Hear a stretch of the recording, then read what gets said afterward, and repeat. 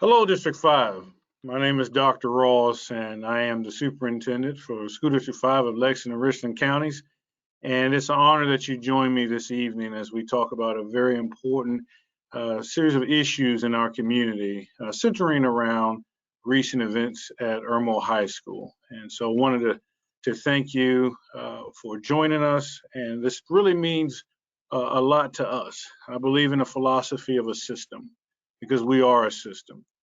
We may be separate, but we combine to form in unison. And as part of the system, I ask ourselves and our team three questions. It's the question of vision, why are we here? The question of mission, how do we accomplish this why, this vision? And the question of what have we created? And in order for this system to work, we depend on feedback. This feedback loop makes sure that the vision that we're going after and the outcomes that we produce is all in line to what our community expects and what our community loves.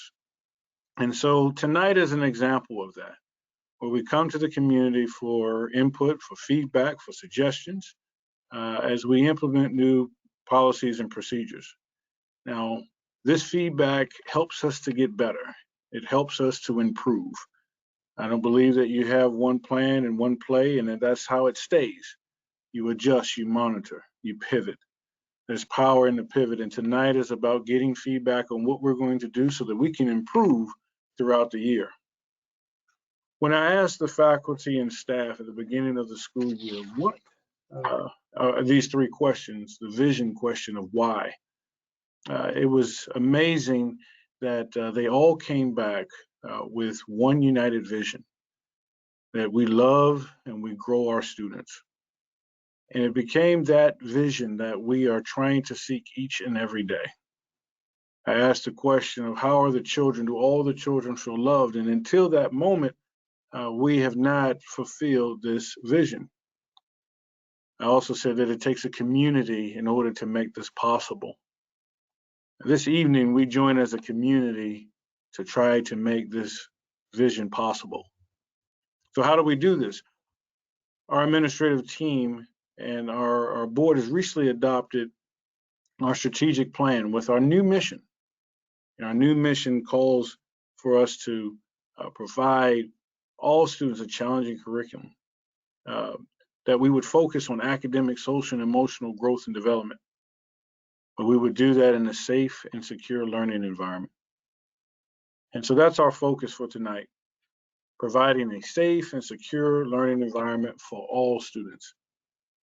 I would like to use our time as we have this evening to focus on three areas: sexual harassment in schools, providing a safe and secure learning environment at Irmo High School, and sustainable solutions for reducing the negative behaviors and improving academic achievement, because that's our overall mission, to educate.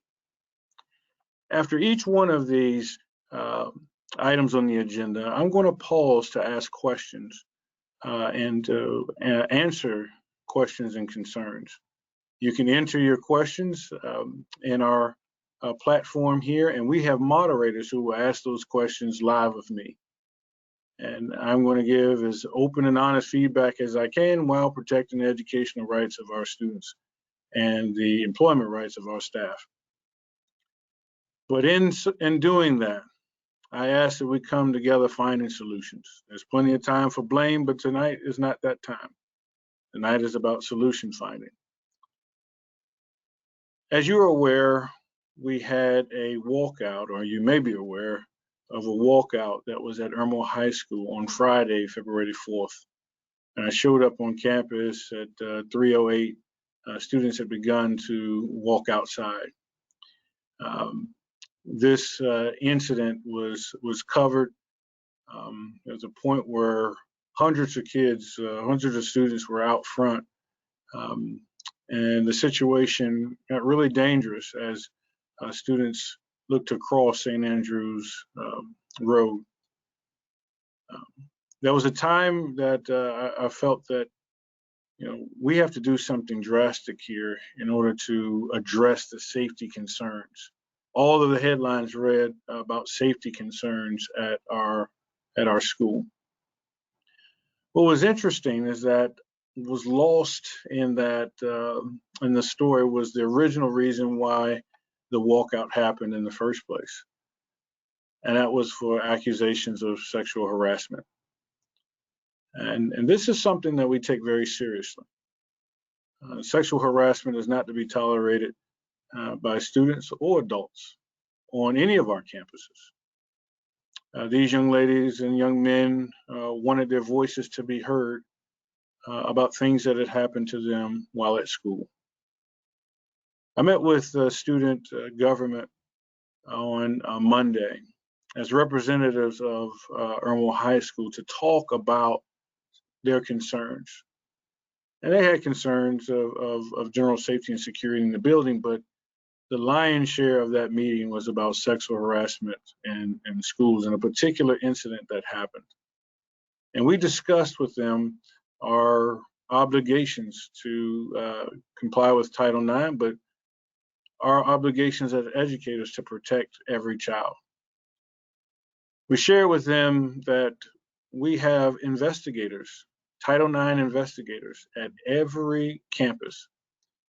And those Title IX investigators are trained to do the questioning and the investigation of sexual harassment or sexual assault or discrimination. And the students shared with me some information that day that we immediately followed up on. Our student service officer and hearing officer, Ms. Kelly Brown, was informed of these students and their concerns, and she immediately began to interview them. Dr. Turner, who's our Chief of Human Resources Officer, is in charge of handling the Title IX investigation for our employees, but as this was students, Ms. Brown was the lead investigator here. While I can't get into the discipline of any child, and I can't get into violating FERPA of any child, I do want to say that there's been action specifically to those students who brought that to me on Monday. And I would like to say that under the directory information that I can report, and to those students that brought that information to me, that student that you're concerned about is not at Irmo High School.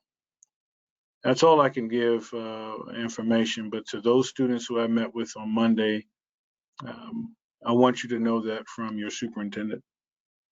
What you also have to understand is that that's just one situation or one case. If there has been for any student a feeling of that you have been harassed or bullied, that you have been placed in danger, that to let us know. You have school counselors. Beginning tomorrow, you will have clinical counselors on site. You have expectation coaches walking the halls, making connections. You have teachers. You have assistant principals. You have a principal. You have school counselors and a school psychologist. You have custodians and cafeteria. Everybody knows Miss Faye. You have everybody on that campus who is wearing a District 5 ID is a mandatory reporter. And they're there for you. And so we will continue to take a strong stance against anyone who makes someone else feel uncomfortable on our campuses for any reason. And so I want to thank you to those students who met with me Monday. I want to thank you for those students who will be meeting with me tomorrow as we talk about sexual harassment and the things that we do in our schools to provide that safe and security that you deserve. And so with that, I wanted to at this time answer questions regarding sexual harassment in schools. And I'm going to ask Ms. Laura McElveen, who is our moderator today, if you can search the chat room and let's address these questions that are coming from our community.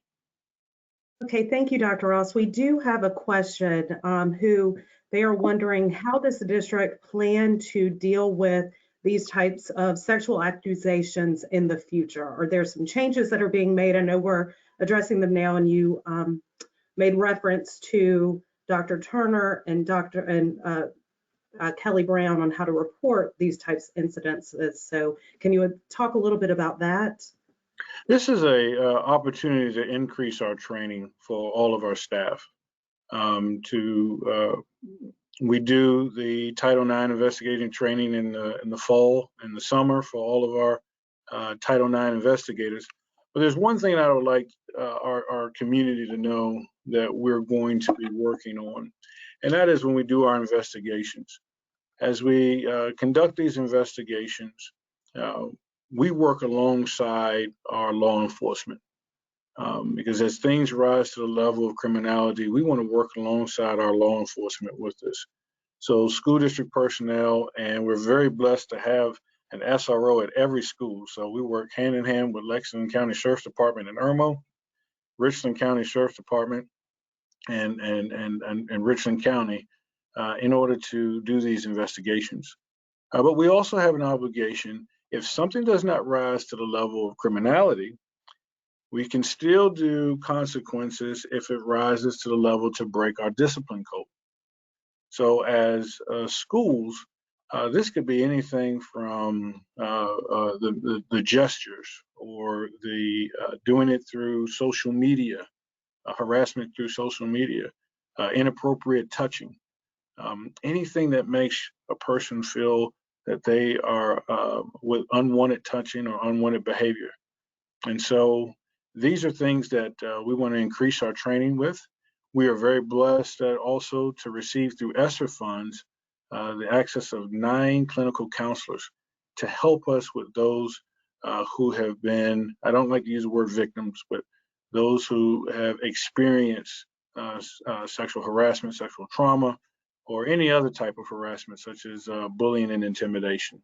So to have somebody to work with those who've experienced that, as our administrators are so much processing and dealing with those who do the behaviors, we need somebody that's there, and we're excited to have people that are there to work through those who have experienced these behaviors.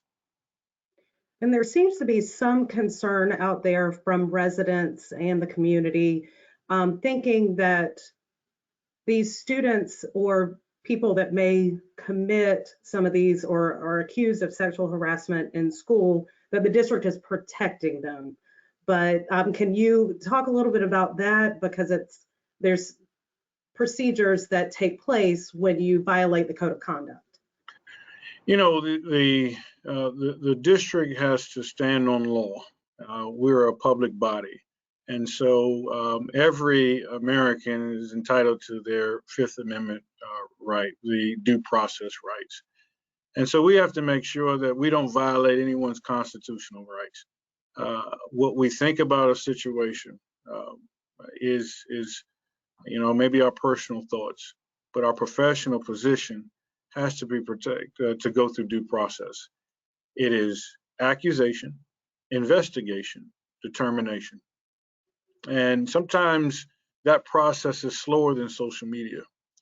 In the court of public opinion, there are no due process rights.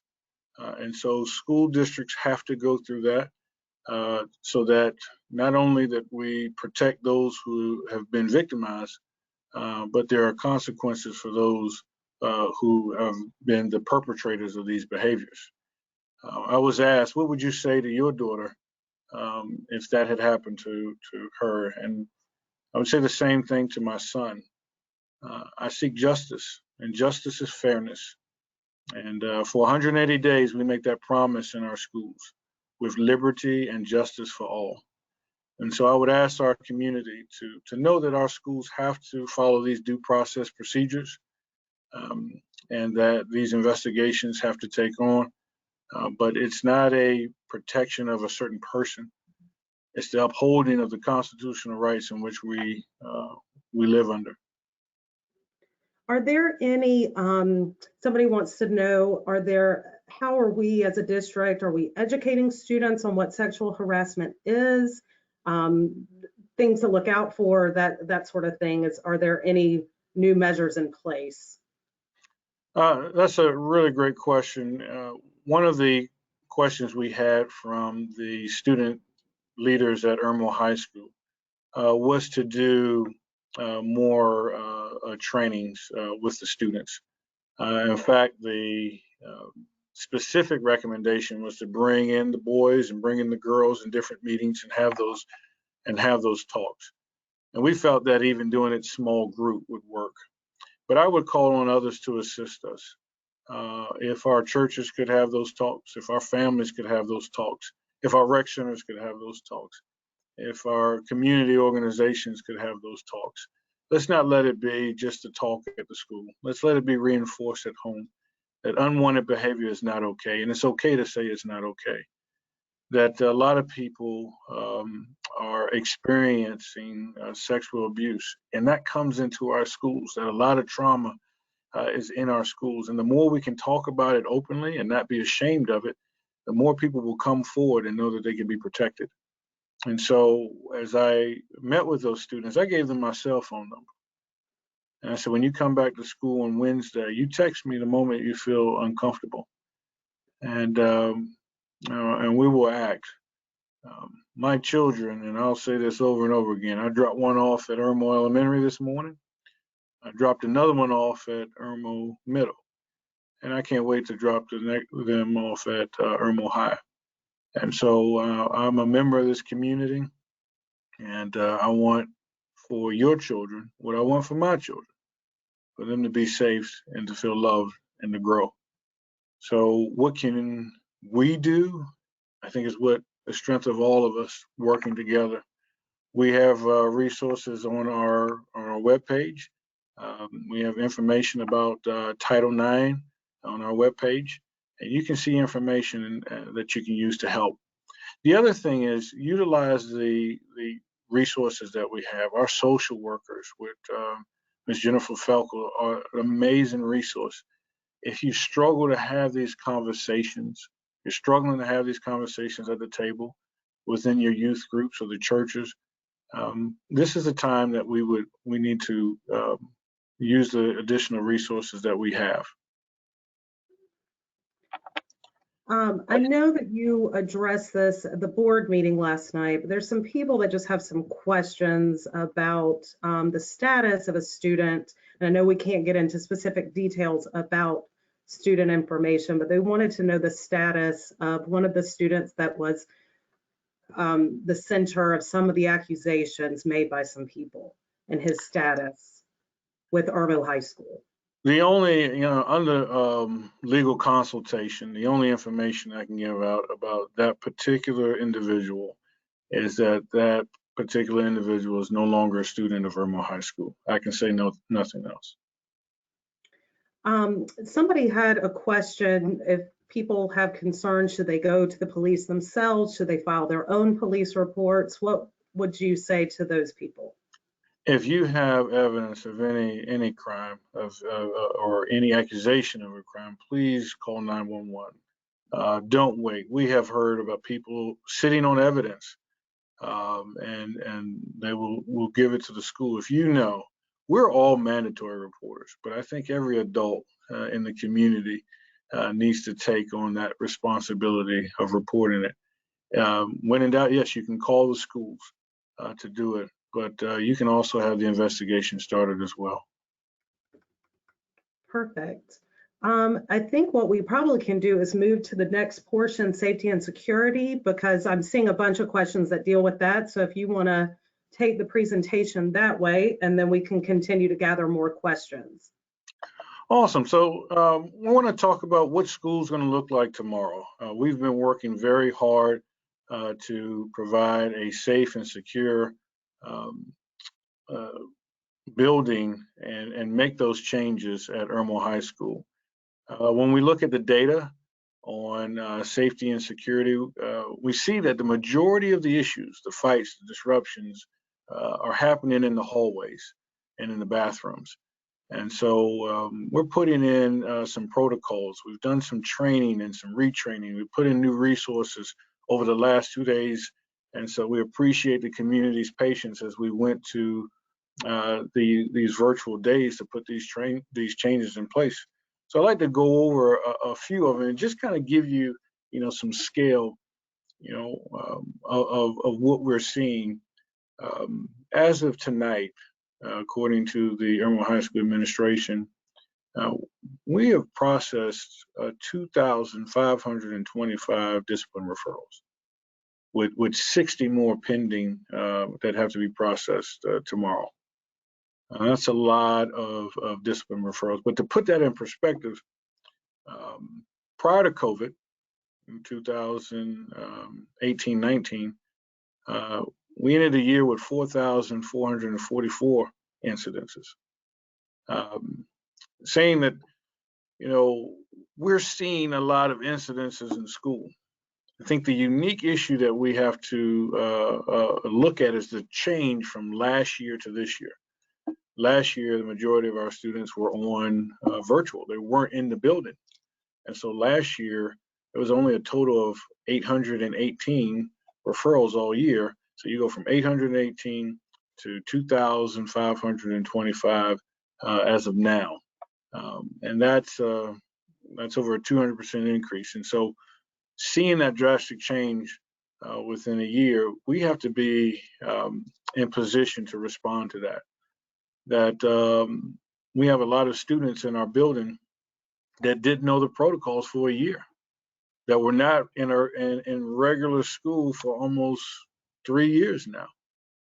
And so if you go in a high school, and the last time you were in a normal school year, you were in middle school and some in elementary school. So handling the transitions, handling the expectations is important. So there'll be an increased focus on a few things. One is you're going to hear this a lot, students and parents, that you're either in class or hall pass, class or pass.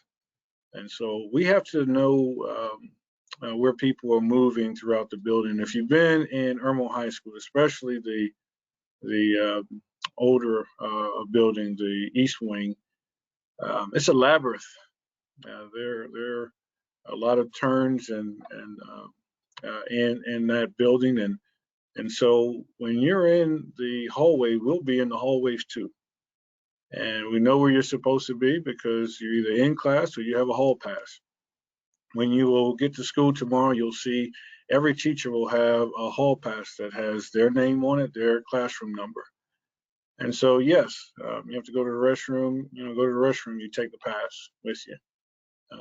We will not let more than one student out of the class at a time. When that student comes back, the next student can go.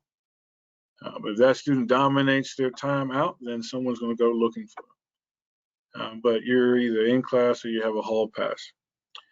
Another thing is high schools with open campuses. We need to identify who belongs on campus and who does not at all times. At all times. And so there are no hoods. You can we can't identify you with your hood on. And there are no hats in the building. One of the things that we're seeing is on the security camera, if you put the hat on or the brim, we can't identify who that student is. And so no hoods or hats when you enter the building. The heat's working, and so things are comfortable. And when you get in, we need to make sure we can identify you at all times. So wear your IDs. We have brought in an extra ID machine in case you didn't get one. But make sure you wear IDs, and parents ask to remind your child to have their ID when they come. These are safety protocols. When you have 1,300 students moving throughout the building, coming from the center and coming from off-campus activities, we need to know who belongs at Irmo High School and who does not. And so wearing your IDs at all time, making sure your hoods and hats are off when you're in the building allows us to be able to identify who belongs and who does not. And so there's an increased enforcement of that. Also, there are consequences for failure to obey.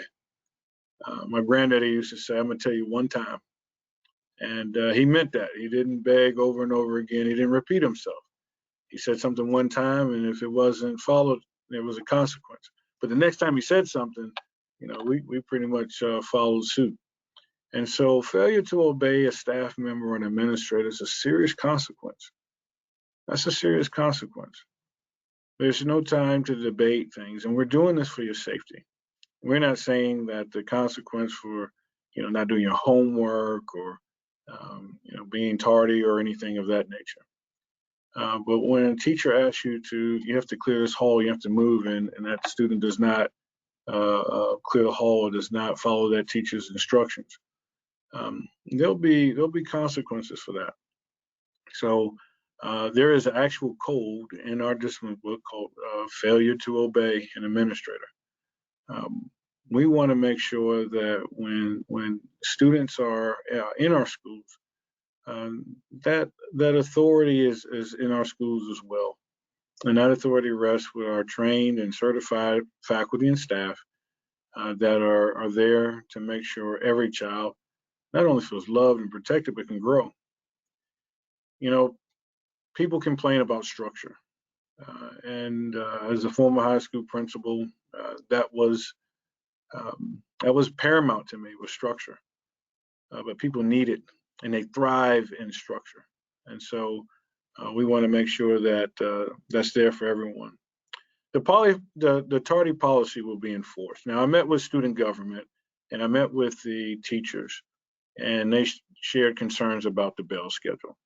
So we will be watching that. But if you are moving to your class and you're trying to get to class, then we will definitely consider the things that we can do so that students can move from one part of the campus to the other. What will not be tolerated is the loitering in the hallways. And so after every bell, administrators and our safety team will be moving through the halls, making sure that students are either A, in class, or B, have a hall pass. And again, that tardy policy is enforced.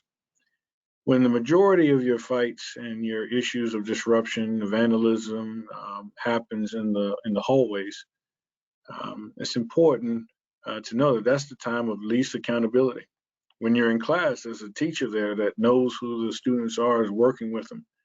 But in the hallways, the accountability drops off.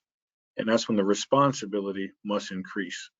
And so we're asking students to be responsible in those hallways. And also, we have installed additional security cameras for security reasons. I can't tell you where they are or how many and what they cover and what they can do. But these are very cool pieces of security that will allow us to see more of the campus than we were able to see before. And that, along with increased supervision and security presence. People will say, I drive past St. Andrews Road and I see a lot of police cars out there. If there was an issue of safety, we would notify the families and the faculty through our Bright Arrow system. We use these situations to provide increased presence. And sometimes investigations are being done where we'll have police cars come or the sheriff's department come. But tomorrow, the rest of the week, you will see an increase of supervision and security presence. And we will continue to do pop-ups throughout the year. When you won't know ahead of time. You'll just see more cars out there. Parents and community members just know that's just us reinforcing the rules. So with that, I'll take any questions about the security procedures that are in place. Okay, somebody wanted to know the additional cameras and the extra, will all of that start tomorrow? Do you know, obviously we can't say where everything is, but the additional cameras, are they already up? They're already up. Yeah, they were. And I want to thank wow, what an amazing team just kind of come together and rally behind Irmo High School. I want to tell you this, the spirit of Irmo, South Carolina is strong. There has been an outpouring of people, alumni, community members, current students, former students that are coming in, former teachers and staff of Irmo High School saying, how can we help?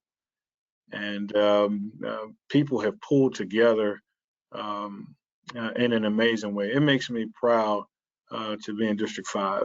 I worked in Chapin for a long time, but I live in Irmo, and to see what this community has done, it was truly remarkable.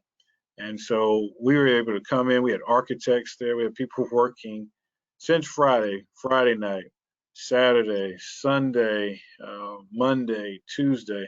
So even though we've been virtual for Monday and Tuesday, the work has been going on. Architects have been coming in to redesign different areas. Facilities has come in to make changes. Technology and security working together on traffic flows and securing doors and making improvements there. And we have more improvements that are on the way. So that's what has been done as of today. But there'll be more improvements on the way in that regard. And then, as our board did on Monday, we have approved the architects for the new Irmo High School. And so there will be a brand new building, about $49 million of investment into the academic wing. And that will have its own security package with increased security features, but also improved instructional delivery. And we're excited about those new spaces.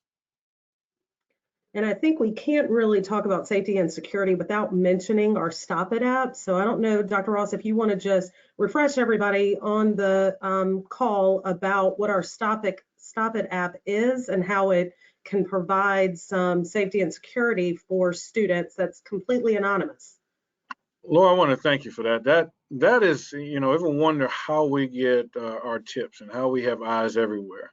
I can't tell you how many cameras we have, and I can't tell you what they cover, but I can tell you that we have 1,300 pairs of eyes in that building that will be there tomorrow, and each one of them can let us know when there's issues of concern. They hear rumors about a gun being on campus or a weapon being on campus. The Stop It app is a way to let us know anonymously. This thing is monitored 24/7, 24 hours a day, 7 days a week. We monitor it. And a lot of our investigations begin from the Stop It app. So seeing something and saying something works. And, parents encourage your children and students of Irmo High School, or any school in the district, Irmo Middle, Crossroads, Irmo Elementary, Chapin schools, Dutch Fork schools, it doesn't matter. Download the Stop It app. I want to thank Dr. Harris and his team, and Ms. Kelly Brown, our student services officer. They do a great job in using that tool, and that just increases our camera system in security, because every student there has the ability to let us know when there are concerns of security. Bullying as well. You can report bullying or incidences of bullying on the Stop It app, and it's investigated as well. Perfect. We've had a couple questions, and I know we're going to detail the new nest and what it's going to do at Irmo High School, but there are a couple people who have some questions. We obviously have the Academy for Success in our district, and so many are wondering, well, the Academy for Success, why can't we just utilize the Academy for Success? Can you talk a little bit about that and why we have the need that we have right now and why we're establishing what we're establishing? That's a great segue, because the Academy for Success is not what we're establishing at Irmo High School. Dr. Harris tapped me on the shoulder today, and he said, "You know why they're confusing the Academy for Success with with the nest. And so you use the word academy, and then that language refers to the Academy for Success.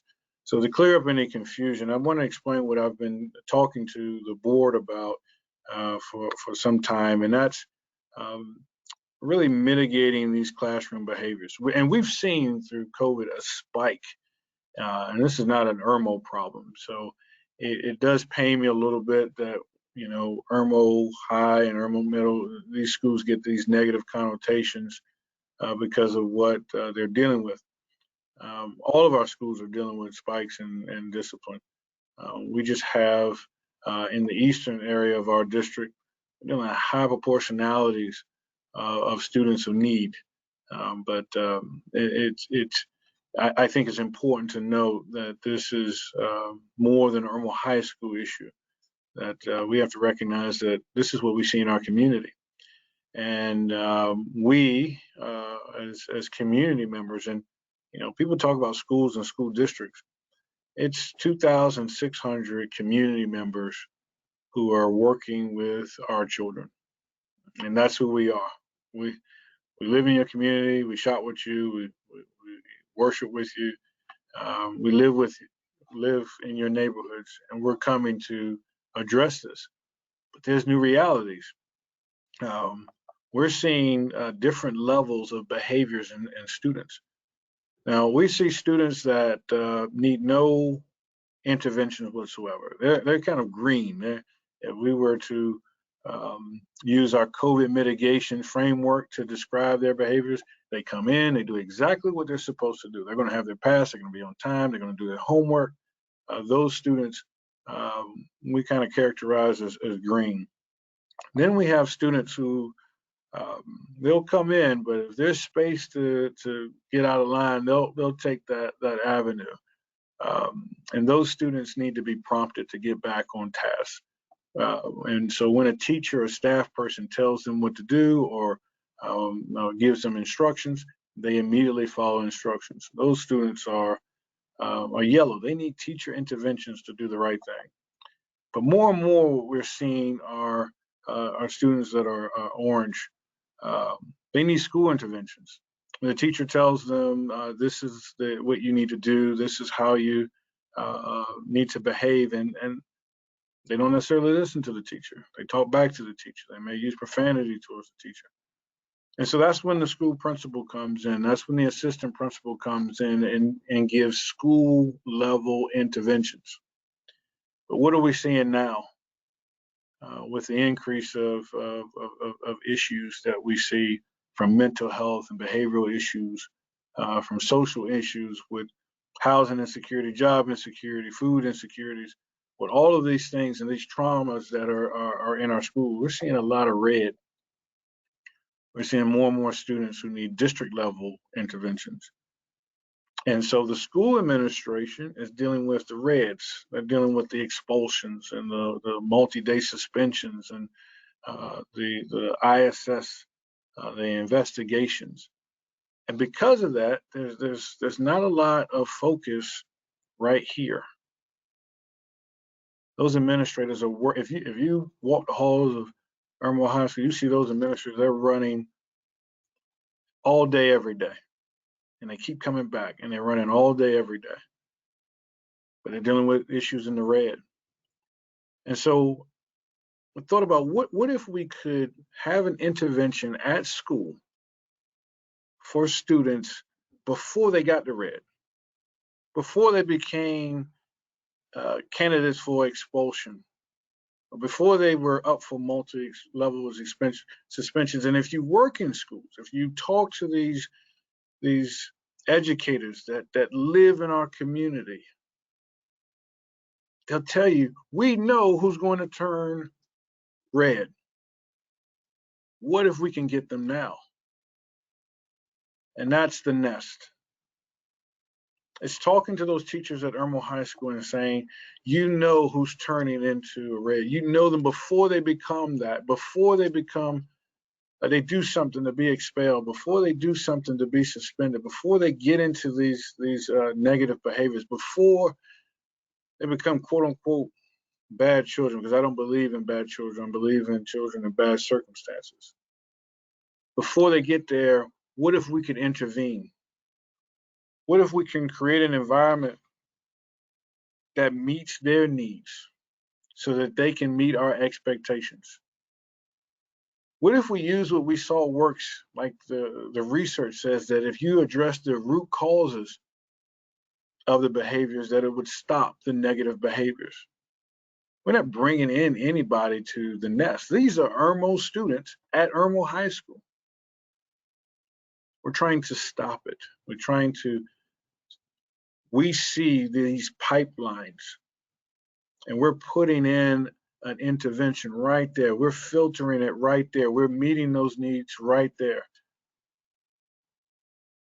A lot of people ask me, Dr. Rawls, shouldn't you just punish? I want to give you just this kind of an overview of why we need this, why we need to stop the flow of students going to red, because red leads to expulsion. And the reality is there's certain students you cannot, by law, it's very hard to expel. Students with individual education plans, students with identified in the Section 504 of the 1973 Rehabilitation Act. If a disability is, an action is related to their disability, it's almost impossible to expel them. So expulsions are very low. Recommendations for expulsion are high. These are just long-term suspensions, but those students, they come back because they have not been expelled. And so their new placement is the Academy for Success at Spring Hill. Currently we have, and Patrice Brand does an amazing job there. We have 100 seats, about 100 something seats that serve 9 schools. If we look at one school that wants to send, if let's say Irmo High School wants to send 50 students there, then half of the allotment of seats will be used for one school, and the other 8 would have to split among 50 schools, 50 seats. It doesn't work. And so what we need to do is stop the flow. We're at the number of incidences are increasing. What if we can go downstream? And I'm sorry, go upstream and stop the issues that are coming downstream. And that's what the nest is about. Before a yellow jacket emerges, or fully develops, it develops in a nest. So does an eagle or bird, but so does a yellow jacket. They develop in a nest. And that's the intended outcomes of our nest. That we're going to have very strong relationships with our staff. This is one of the most overstaffed programs I've ever seen. And our HR department with Dr. Turner and our finance department with Marty Rolls, they were able to find, by creating efficiencies in our current budget, and we were able to increase staff over the weekend and over these next 2 days without taking away from existing students at Irmo. So we're not taking anybody's teachers. We brought on new staff. We had people to say, how can I help? And it was just an amazing show from our community to pull together for this idea. This idea had been born in the fall. And we had started to see these increases. We're going to put it in place by spring break. But following Friday, we decided to accelerate. And so we're not starting from scratch, but we're accelerating this implementation, and the team has worked amazingly together. Our chief of academics and administration has pulled together to pull in lesson plans. We've had Dr. Angie Slatton with special services to help us in terms of coming up with protocols of successful practices that we see in trauma-informed teaching and instruction. We have our behavioral coaches, Sarah Weber and Lucy Bailey, who worked with those teachers and staff, teachers assistants that are there to help make sure that we break down those barriers of learning. Not every child comes to school ready to learn. And so they work with the staff to help them to be successful. We want alternatives to suspension and expulsion so that we can decrease these negative behaviors. And we want to help students learn how to deal with conflict. We can't punish our way out of this.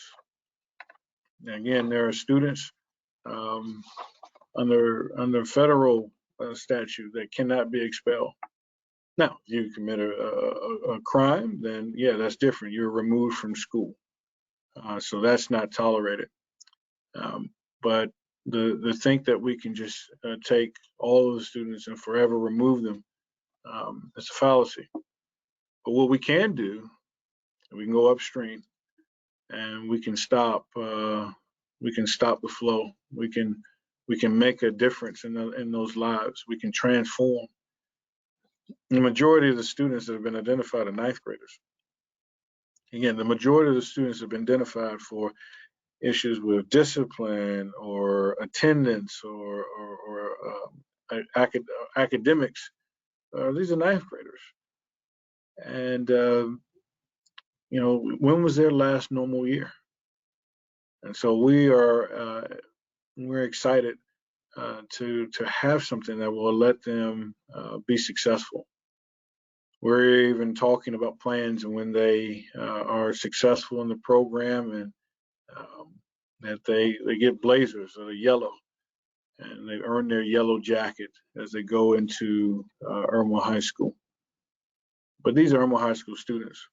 And when I was at Chapin High School, I put this similar program there. It wasn't as resourced as this program, but it didn't have as many staff. But I put a program like this at Chapin High School.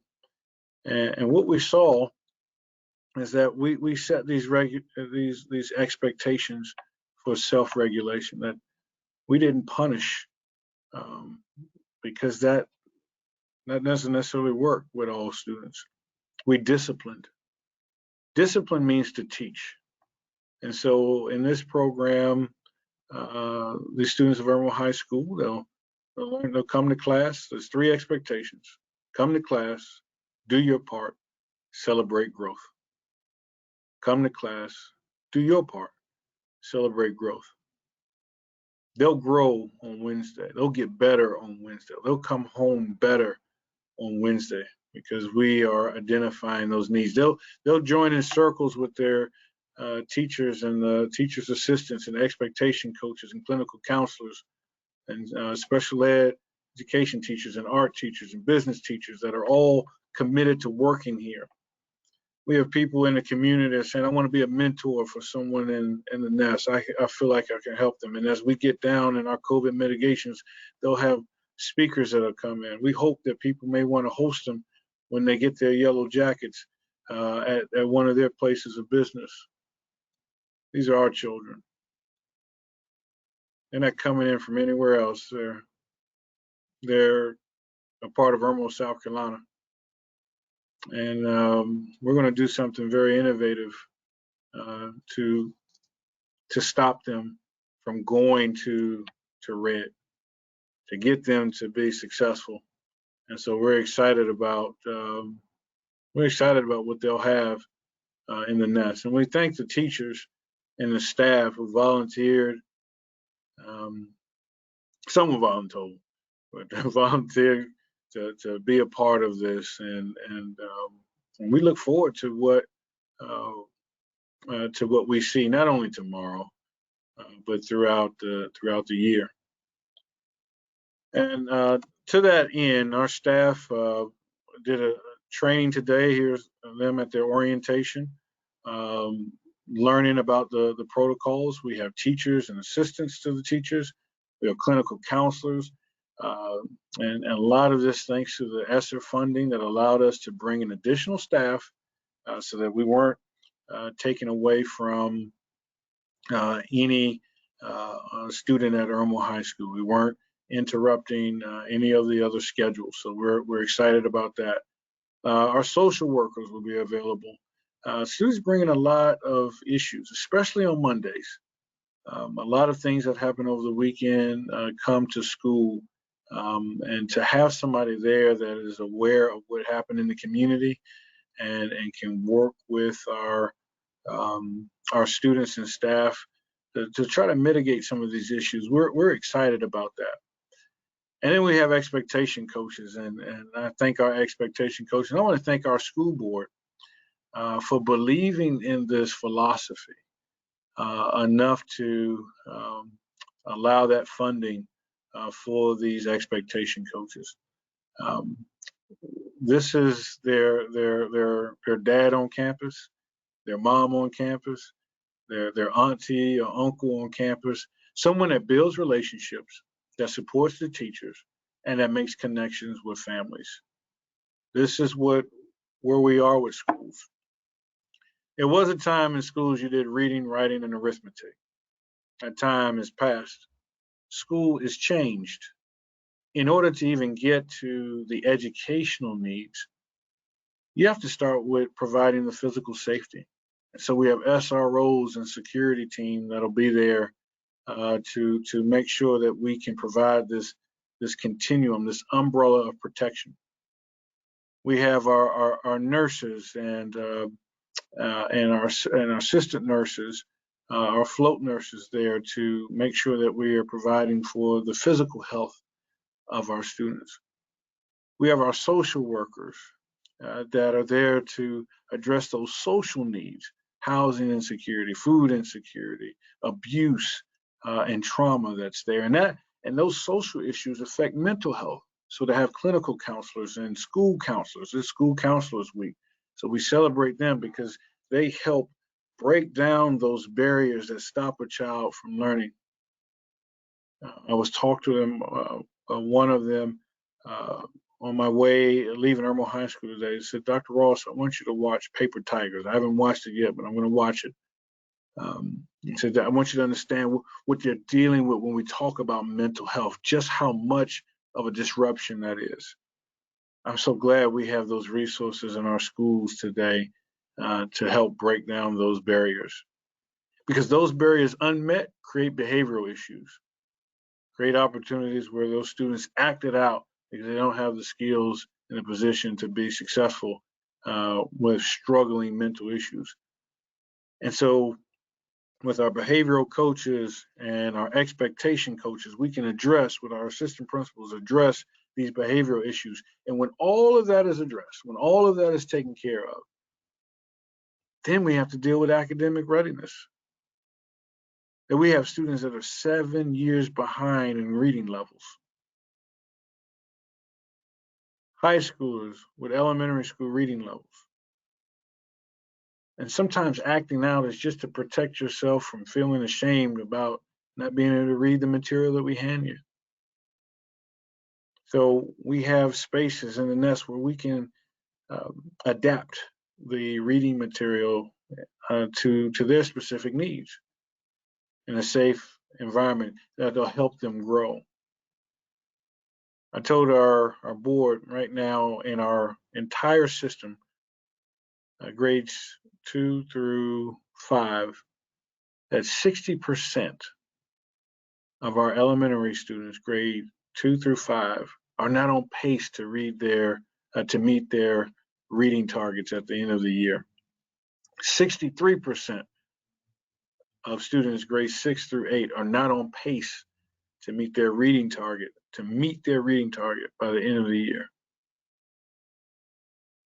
In order to get those academic readiness skills up to make those gains, we have to meet all of the previous needs. And then once we get them on level, then we see the academic gains. And so our teachers need help, and this funding model of the whole child continuum, providing this umbrella of protection, that allows us to be successful. That gives us an opportunity to do the things that we're required to do, and that's to educate not only the children of Irmo, South Carolina, but the children of District 5. And we're going to be the best at it because we have communities that support. So at this time, I want to take questions about the nest at Irmo High School. One question we had, and you talked about the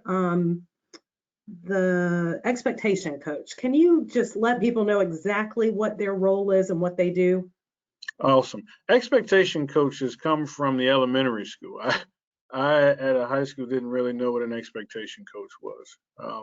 In high school, you may have heard of hall monitors. That's not what an expectation coach does. An expectation coach has three imperatives, and I learned this from Ms. Linda Johnson at H.E. Corley Elementary School. She schooled me on the role of an expectation coach. And Ms. Johnson said, Dr. Ross, I do three things. One, my job is to know the children. I know what their interests are. I know that they just moved down here and they don't know this community. I know that they miss their dad. I know that they're fearful about what happens when they leave. I know that they need a snack pack because we have a long weekend. I need to know my children. Two, my job is to support the teachers, to go in, knock on the door, and check on them. Are you okay, Dr. Ross? I know we had an issue yesterday. I'm just here to check on. Is everything okay? The principal is running around dealing with reds. I'm here to make sure that you have everything that you need. So expectation coaches, Ms. Johnson, she walks that building, she checks and knocks on every door every day. And then three, I think what's most important is they make connections with families. And you know what a child will do if you did a home visit. You know how a child treats you different when you know their grandma, or grandpa, their mother, the dad, aunties, uncles. When you know the families, that's where we build trust in schools. They don't trust the brick and mortar. They trust the person. And because we live in a community, we live in the same community in which we educate, we're accessible. So they see them on weekends, they see them at the grocery store, they see them at church. Those are the things that, in short, now you can go on our website on HR and see their full job description, but those are the three main deliverables from our expectation coaches. Now I've got a specific question about the nest and whether the students that are in the nest will be interacting with the other Irmo High School students. Will they mingle at lunch? Will they be on the same school buses, use the same hallways? So this program is on a different wing of Irmo High School, and it has everything it needs within that wing. So they're not at, I would say, Irmo High School proper. They'll work on earning their yellow jackets, and when they earn their yellow jackets, they're in the rest of the building. Now they're Irmo High School students, so there's a restroom right there at the end of the nest that they use. They use our cafeteria. They have there's another lunch though. There's a Kate Nest lunch. They have PE with Coach Brand in the gym. So, I mean, they belong in it. They're Irmo High School students, and so they'll be on campus because that's their school. However, when they're in the nest, all of their services and all their classes are right there in the nest. Some schools call it a ninth grade academy, where everything is available for them right there. And so they don't need to go all over the building because all their needs are right there in the nest. Okay. There was another question. Let's see, was there ever, or is there, somebody wants to know, can we just reduce the class size instead of dividing these students? Because it says, wondering if separation is the answer. Well, I think it's getting the students' needs. If you think about a high school master schedule, you have students that are in AP, you have students that are honors, and then you have students that are in classes that need more support. The goal is to give them more support. When we talk about separating, it's really providing the supports that they need. when you're you're referred to a program that looks at factors that predict that you're going to go to red, and we don't do our job to put these services around them, I think we're setting ourselves up for failure. I mean, we've tried this in the past. This is not something that we haven't tried. For example, currently, today, and this is not going to make everybody happy, but it's the truth. Spring Hill High School is staffed at 100 students per teacher. Dutch Fork and Dutch Fork and Chapin High School are staffed at 89 students per teacher. Irmo High School is staffed at 77 students per teacher. So we've been reducing the class sizes already. And so to say that, can you try what you've already been trying and maybe something else will happen? I don't see how that works. But I do, I got off the phone with the administration. I talked to the teachers. You know what I saw? I saw hope. I said, yeah, this is what they need. And I'm about giving a child what they need. We've had a number of. Remember this, I think too, it's important to say that this is, the goal is to not have concerns with discipline and attendance and academics. And so when those things improve, then we all win. What would happen if all of these students were just left out to just kind of make it for themselves? We already know who's going to fail. But for every student in the nest that does successful, all of Irmo High School improves. And that's what's exciting about this. When I did this program at Chapin High School, we were like an 86% school. We started making impacts, and we started having the evening acceleration school and the SEL program. We went to a 96% school. And that's just, it's not about graduation rates and scores, but just saying that's what really makes the move. When we put those services around the least of these of ours. So it's a great question, but that has been tried, and it's been tried for the last 20 years. And I think it's time to do what the science says works.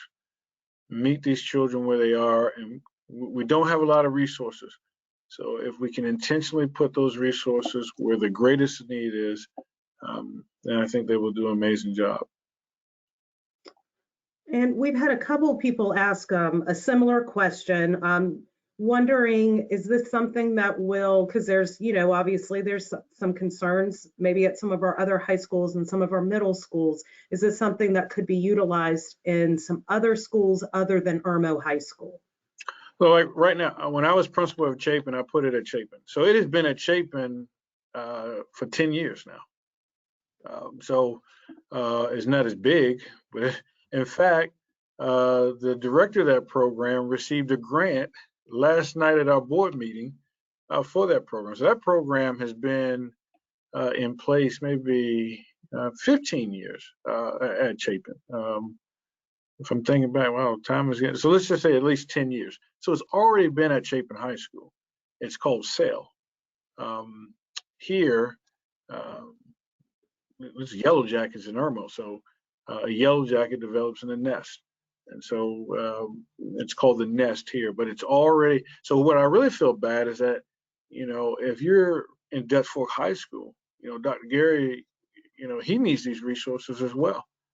So I believe that we need them at all of our schools. It's just being able to afford that staffing. So again, Chapin has had it for a long time. I put it there as a principal. That's why I believe that. That's why I believe in it, because I know it works. It worked there, and it's going to work here. But to build a house, you have to have a strong foundation, and you want your ninth graders. That's the foundation of your school. They're the future, and so you want to make sure that you've met all of those needs so that they are strong, and in this case, Irmo strong. Has there been any talk about adding metal detectors to any of our schools, Irmo High School, anywhere? Yeah, there's talk about the metal detectors and the wands, and so we go back and forth with the you know on that. Students don't walk through a metal detector with a gun. Um, they rarely do that. They pass it through unsecured doors. So our safest piece is supervision right now, and again, I don't want to get into some of the security measures that we have just been putting in place, but we have those. But those discussions are not off the table, and we'll continue to do that. But if you think about the capacity of metal detectors and entry into a building, students mass enter a building. You think about what happens at an airport when you go through metal detectors. You create lines. The child with a weapon does not wait in line to go through it. So it's our supervision, it's our eyes everywhere, and it's making sure that these security measures that have been put in place by our safety team that they're upfront and operational. But we will continue to have it, including the wands, because if there's a reasonable suspicion that a weapon is in your car or in your bag, you will be searched. And so, and that includes bags, person, cars. And so parents just remind, sometimes kids go on fishing trips and they leave the knife in the car. That's a weapon on campus. And so just have those conversations with them. And can you detail or talk a little bit more? I know that you spoke earlier about the new positions that were added in response to the nest. And I think somebody made a comment that it seemed like we had maybe 2 teachers and 2 specific subjects, but then there's some other core subjects that might not have a new teacher associated, but are those children still going to obviously get that need met, and how will that be met? So yes, there's a math, there's a science, there's a social studies teachers, there's teachers assistants.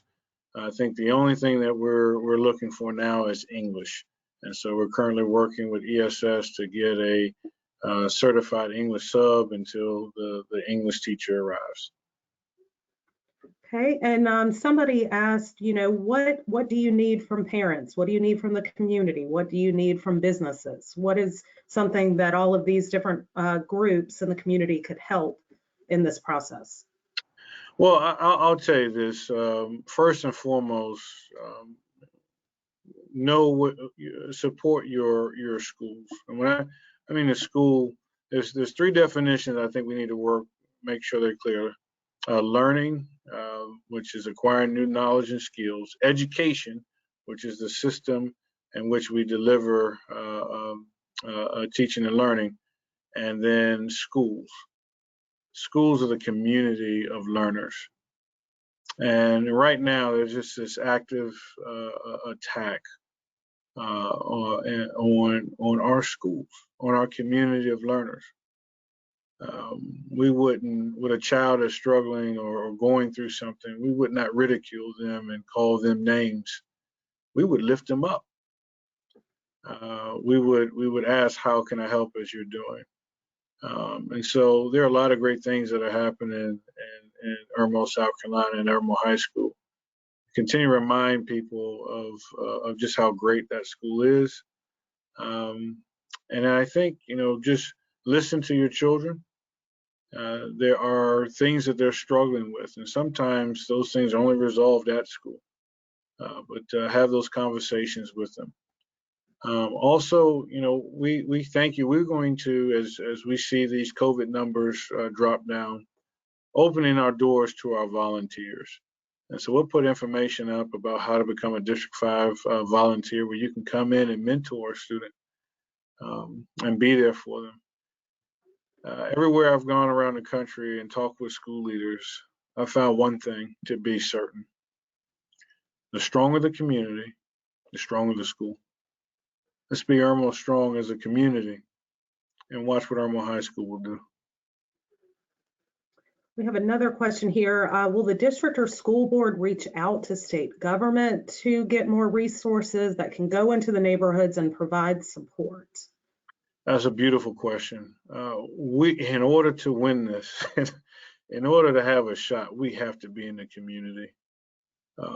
I met a student at Irmo Village Apartments. That student had not left the apartment in 18 months.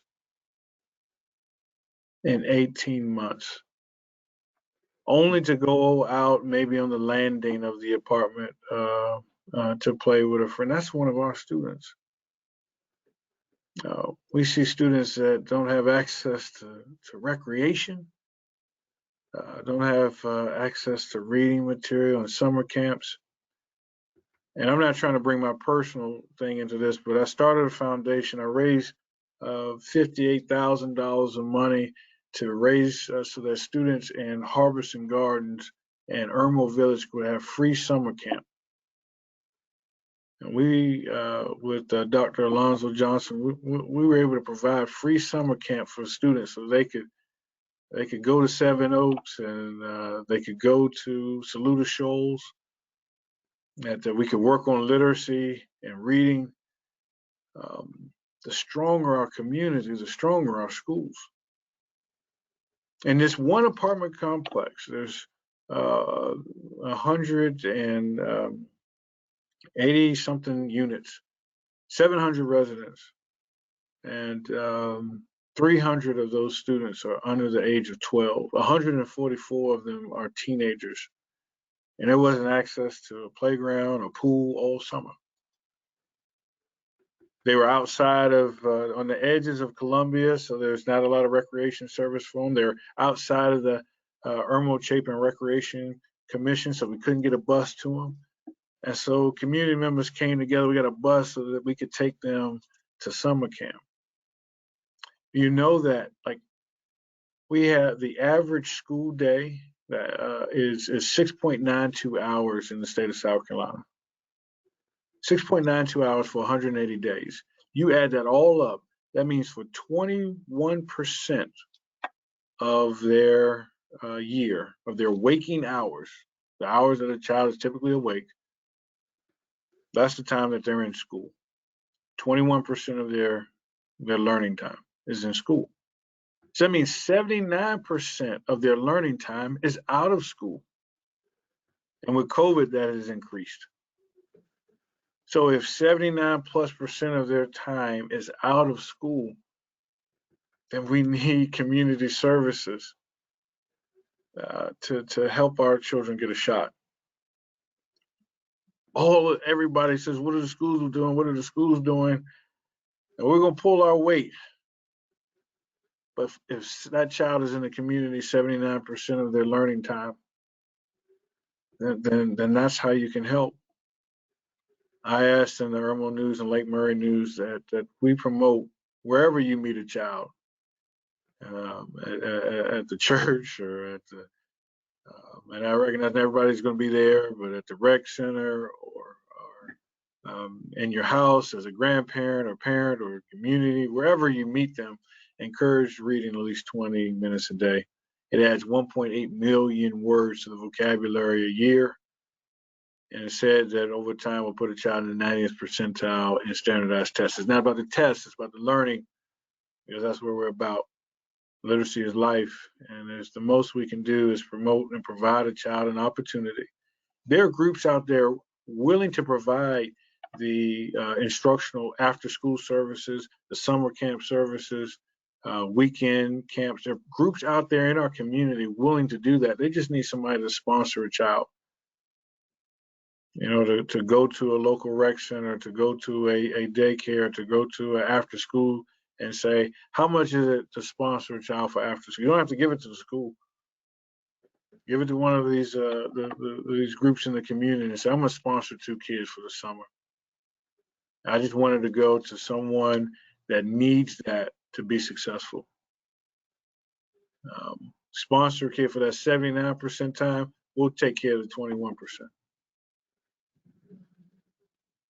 Is there a plan in place to address parental responsibility in regards to some students who may have some serious disciplinary problems? I really appreciate that question. We offer those services, and we know that it starts in the home, um, but we can't control that. A lot of our parents need services as well. Um, if we had our social workers sit here, there's not enough time in the day to hear the challenges. 53% of parents in the schools are millennials. So we're dealing with we're not dealing with my parents. We're dealing with a lot of parents who are very young, who are learning, who might not have had successes. And I like to overgeneralize this either. I mean, there are great parents in our community that are working really hard and being living in a certain place or having a certain income that might make you a good or bad parent. I just know firsthand of the stories of a lot of our students who are coming from challenging situations. Is there any talk of increasing the seat capacity at the Academy for Success? I would say this: a lot of students, and this is to be, I want this to be noted, choose to go to the Academy for Success. They're not sent there. They choose. It's one of our choice programs. Ms. Patrice Brand and her team, they do an incredible job. That's one of the places these students find success. One of the places these students find a sense of belonging, leadership responsibilities. Um, it's currently housed at Spring Hill, and to increase the seating capacity means I would have to take seats out of Spring Hill, and I'm not going to do that. So the goal for me is, if 100 students chose to go to the academy, and that we had these programs like Sail and Shape and the Nest and Irmo that prevented students from getting to Red. There are programs at Dutch Fork, but we want to make those as staffed as what we're doing with the Nest. Can you talk about how many students will be in the Nest? When I last did my check-in, 58. Okay. Is the Nest a choice for parents, or is it something that they can say that they don't want their child to be a part of? Oh, they can certainly choose in, and then we've talked with all of the parents. If a parent says, I don't want my child in the Nest, we're certainly going to have conversations about why they benefit. When we had those conversations, I think we had two parents that, wanted to have more questions about it. And the administrators talked to them about what their child's going to receive. And we didn't have any objections. And so I think that's what's exciting. I think, once it didn't even start, and we had some objections to just the idea. But once you see those staff and what they're committed to do, you see why people would end up saying, what, maybe my child, look at their grades right now. My child is dealing with anxiety. My child is struggling, not talking at home. Their behavior is changing. I just don't know what's going on with her, or don't know what's going on with him. I need extra help. I called the teacher, and the teacher seems to be overwhelmed. There's a lot going on. Maybe the Nest could help my child. And so we're going to follow what works. We know that when you meet a child's needs, they'll meet your expectations. We had somebody that was wondering, how did we come across or come upon the name the Nest? Does it stand for something? Is it an acronym? Education, we all try to make acronyms out of everything. People are working on an acronym for it. The Nest is, if you look at the life cycle of a yellow jacket, The yellow jacket is the mascot of Irmo High School. The logo is very unique. It's the only place, I think Tuberville brought that in 1979 or something. The mascot is the yellow jacket. And if you look at the life cycle of a yellow jacket, it matures in a nest. They're actually they're ground. The queen nest on the ground, but they mature in a nest. And so when they emerge from the nest, they are yellow jackets. And so that's the philosophy behind the name, the nest. Somebody was wondering, how soon will the students get moved to the nest? The students are already assigned to the nest. That's what we have people working all weekend and all night. They're currently there now working. The students have already been notified. Parents have already been notified, and so they're already in it.